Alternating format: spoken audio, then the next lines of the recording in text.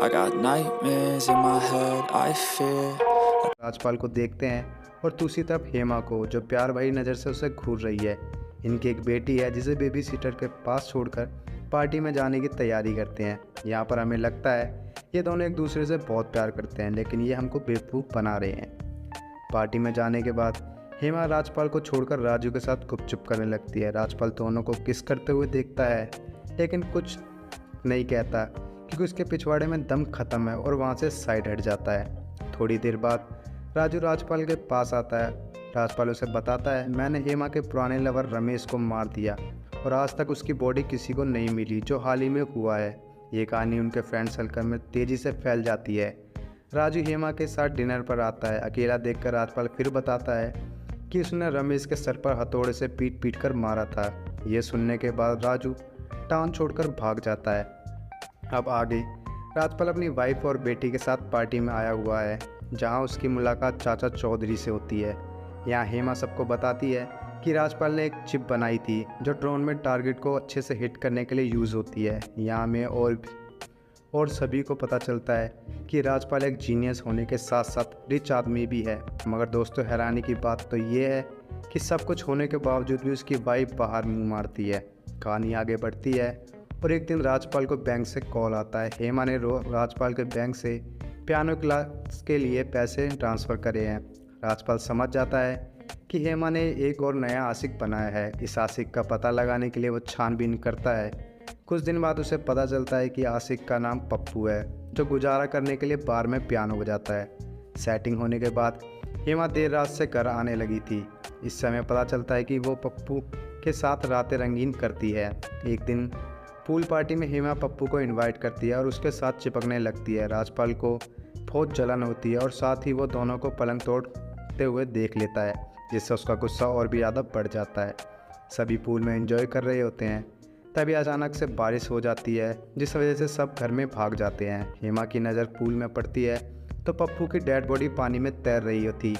सब फटाफट पप्पू को निकालते हैं, लेकिन कोई फ़ायदा नहीं होता क्योंकि वो पहले से ही मर चुका था। इसके बाद पुलिस इन्वेस्टिगेट करने आती है, जहां हेमा राजपाल पर पप्पू की मौत का इल्ज़ाम लगाती है। राजपाल के खिलाफ कोई सबूत या गवाह नहीं थे, इसलिए उसे पूछताछ करके छोड़ दिया जाता है। कुछ दिन बाद राजपाल फ्लैशबैक देख रहा है, जहां हमें देखते हैं कि राजपाल ने ही पप्पू को मारा है। इससे ये बात तो साफ है कि राजपाल कोई शरीफ इंसान नहीं बल्कि एक सात्विक किलर है। ये चीज़ हेमा को भी पता चल जाती है, इसलिए चाचा चौधरी की मदद से वो एक पर्सनल डिटेक्टिव हायर करती है। ये बात आसानी से राजपाल को पता चल जाती है। वो जाकर चाचा चौधरी को धमकाता है, लेकिन चाचा चौधरी एक ऐसी धमाकेदार क्राइम स्टोरी लिखना चाहते हैं जो उसे नाम शोहरत दिला सके, इसलिए वो राजपाल का पीछा नहीं छोड़ता। स्टोरी कुछ टाइम आगे बढ़ती है और हमें पता चलता है कि हेमा ने फिर से एक और नया आशिक बना लिया है, जिसका नाम मुन्ना है। एक दिन मुन्ना हेमा के घर आता है और मौका देखते पेलम पेल करने लगता है। राजपाल उसे देख लेता है और हेमा भी उसे ये सब करते हुए देख लेती है। राजपाल सोचता है कि मुन्ना साला बाकी सबसे तेज चल रहा है, इसलिए वो उसे मारने के लिए प्लान बना लेता है। एक दिन राजपाल मुन्ना को कार में बैठा लेता है हेमा का लालच देकर, क्योंकि बात खूबसूरत हेमा की है। तो मुन्ना राजपाल के झांसे में आ जाता है।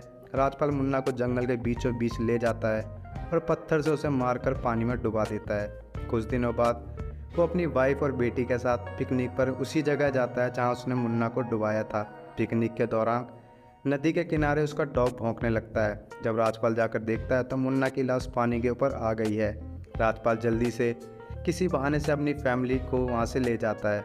अगले दिन फिर से वो उसी लोकेशन पर आता है जहाँ पर मुन्ना की लाश को डुबाने की कोशिश करने लगता है। इन्वेस्टिगेट करते हुए चाचा चौधरी भी वहाँ आ जाते हैं और राजपाल को रंगे हाथ पकड़ लेते हैं।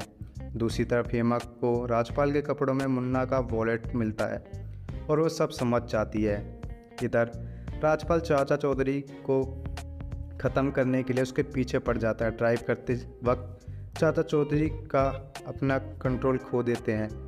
इसकी कार ऊंची खाई से नीचे गिर जाती है, जिससे उसकी मौत हो जाती है। दूसरी तरफ हेमा अपनी बेटी के साथ घर छोड़कर भाग रही है, लेकिन उसकी बेटी का राजपाल के साथ ऐसा प्यार देखकर वो राजपाल के साथ रहने का फैसला करती है।